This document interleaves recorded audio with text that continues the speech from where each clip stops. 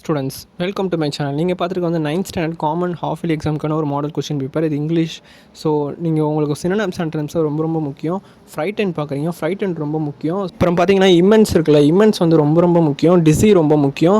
So அதுக்கப்புறம் பார்த்தீங்கன்னா உங்களுக்கு ப்ரிஃபிக்ஸ் சஃபிக்ஸ் ரொம்ப முக்கியம். ப்ரிஃபிக்ஸ் சஃபிக்ஸ் நல்லா படிச்சுக்கோங்க. ப்ரிப்போஷனல் ஃப்ரேஸ் அது ரொம்ப முக்கியம். உங்களுக்கு 10th கிராமர் தான். ஸோ இதுலேயும் உங்களுக்கு வருது.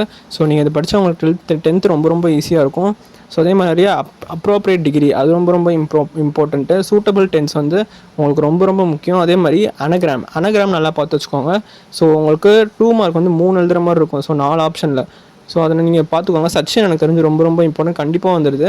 அப்ரிசியேஷன் நீங்கள் நல்லா பார்த்து வச்சுக்கோங்க. அப்ரிசியேஷன் வந்து அந்த over rocks by rose banks அது ரொம்ப இம்பார்ட்டன்ட். ஸோ அதை நல்லா பார்த்து வச்சுக்கோங்க. இந்த way into my parlour is up winding stair அது பார்த்துக்கோங்க. Identify the main clause. So அந்த 2 மார்க்லாம் உங்களுக்கு 3 அட்டன் பண்ணணும். ஸோ ரோட் மேப்பு நீங்கள் நல்லா முடிஞ்ச அளவுக்கு உங்களுக்கு என்ன தெரியுமோ எழுதுங்க. ஸோ அட்டன் பண்ணால் மட்டும் விட்டுறாதீங்க. ரொம்ப ஈஸி. உங்களுக்கு தெரியலனா கூட எழுதி வைங்க. அதே மாதிரி உங்களுக்கு 5 மார்க் 2 எழுதணும். ஸோ இதில் இந்த 2 5 மார்க் நீங்கள் சூஸ் பண்ணி எழுதுங்க. ஐ திங்க் நீங்கள் life cannot exist on earth அது ரொம்ப இம்பார்ட்டன்ட்.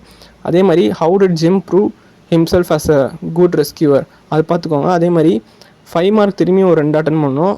நீங்கள் பார்த்தீங்கன்னா read the following stanza. So அதை அட்டன் பண்ணாதீங்க. அதை அட்டன் பண்ணாமல் இருக்கிறது எனக்கு தெரிஞ்சு பெஸ்ட்டு. இது பார்த்தீங்கன்னா நீங்கள் ரீஅரேஞ்ச் அட்டன் பண்ணுங்கள். உங்களுக்கு தெரிஞ்சால் நீங்கள் பேசேஜ் அட்டன் பண்ணுங்கள். ஸோ ரெண்டுமே பெஸ்ட் தான். பேசேஜ் வந்து உங்களுக்கு ஆன்சர் தெரியலனாலும் ஃபஸ்ட் லைனு, செகண்ட் லைன் அந்த மாதிரி எழுதுங்க.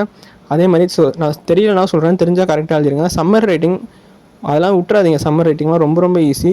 ஸோ அந்த பிக்சர்லாம் உங்களுக்கு தெரிஞ்சதை எழுதி வைங்க. உங்களுக்கு தெரியாட்டியும் பரவாயில்ல, கண்டிப்பாக பப்ளிக்கில் 10th மார்க் கொடுத்துருவாங்க. ஸோ 10th இதே தான் வரப்போகுது.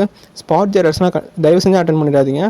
உங்களுக்கு நல்லா தெரிஞ்சால் நீங்கள் உங்களுக்கு வந்து கிராமர் நீங்கள் 99% நீங்கள் பர்ஃபெக்ட்னா நீங்கள் வந்து ஸ்பாட் ஜெரர்ஸ் போகலாம். ஸோ அதே மாதிரி மெமரி போயம் வந்து நீங்கள் அதை நல்லா படித்து வச்சுக்கோங்க. ஸோ அந்த ரிவர் வந்து இதுக்கு முன்னாடி நான் போட்ட செகண்ட் மிட் டர்ம் கொஸ்டின் பேப்பர்லேயும் வந்துருந்துச்சு.